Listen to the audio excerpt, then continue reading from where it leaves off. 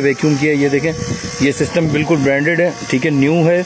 इसकी गैस इसके अंदर लॉक थे, लेकिन पाइप और इंडोर यूनिट जो है उसको पहले वैक्यूम करेंगे अच्छी तरीके से, ठीक है। उसके बाद इसके गैस को इसमें ओपन करेंगे और फिर हम चलाएंगे। तो जो न्यू टेक्नीशियन है काइंडली वो इस बात का ख्याल रखा करें कि बगैर वैक्यूम के किसी भी सिस्टम को आपने नहीं चलाना है।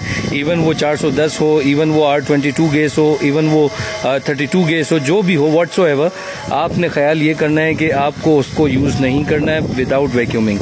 मैं कस्टमर से भी रिक्वेस्ट करता हूं कि वो जब अपना न्यू एसी इंस्टॉल करते हैं तो इस बात का ख्याल रखें कि कारीगर को इस बात के लिए पाबंद करें कि वो एयर कंडीशन की गैस खोलने से पहले उसको एक बार वैक्यूम कर ले, उसके बाद ही उसकी गैस जो है वो खोले।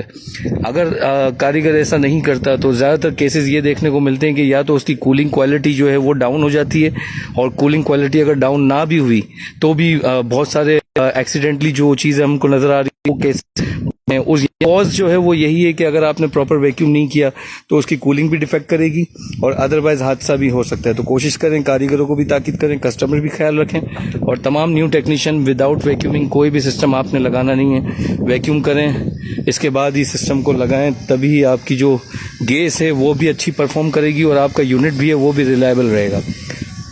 तो होप ये वीडियो आप लोगों के लिए काम की होगी। वीडियो लाजमी शेयर करना है, फेसबुक पे फॉलो करें, इंस्टाग्राम पे फॉलो करें और यूट्यूब चैनल लाजमी सब्सक्राइब करें। So be careful, this cause accident. Thank you.